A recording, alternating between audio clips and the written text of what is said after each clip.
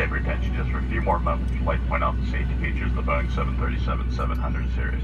Properly fasten the seatbelt side flat end into the buckle to release. Pull up on the buckle, this will release it. Seatbelt should be worn low and tight across the hips and at all times while seated. This aircraft is equipped with 6 emergency exits, 2 forward exit doors, 2 overwing window exits, and 2 rear exit doors. Each exit is marked with signs overhead, and lights on the floor of the hour can lead you to those exits. Safety information card, well, that can be found in your seat back pocket in front of you. Now, in the event of a water evacuation, you do have a life vest underneath your seat.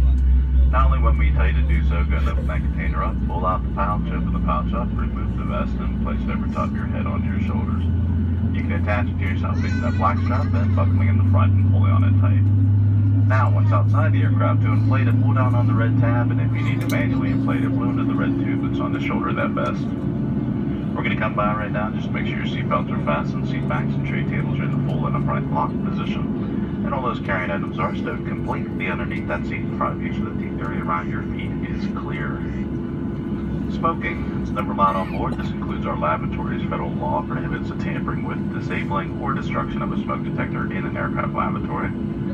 Also, federal aviation regulations, they do require passenger compliance with all passenger information signs, posted placards, and crew member instructions regarding seatbelts and smoking.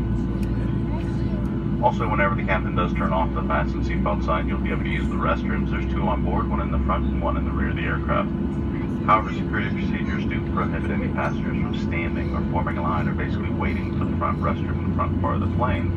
So what you must do is remain in your seat. When you see red X up on the ceiling is illuminated, that's your indication someone's in the restroom. You need to remain in your seat until you see that X goes out and that person returns to their seat. Then you can make your way towards the front restroom and use it.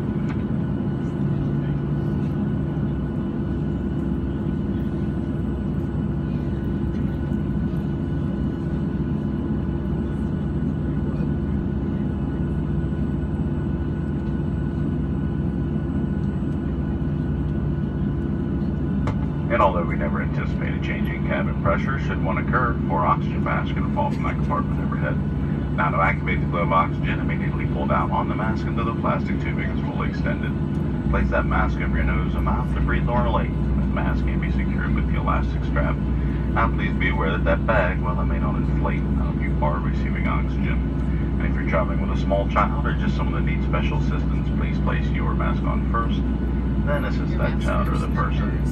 And continue wearing the mask until otherwise notified by one of us uniformed crew members today. That's it, folks. Sit back, enjoy your pretty quick flight down to Baltimore. Arrival time there is scheduled for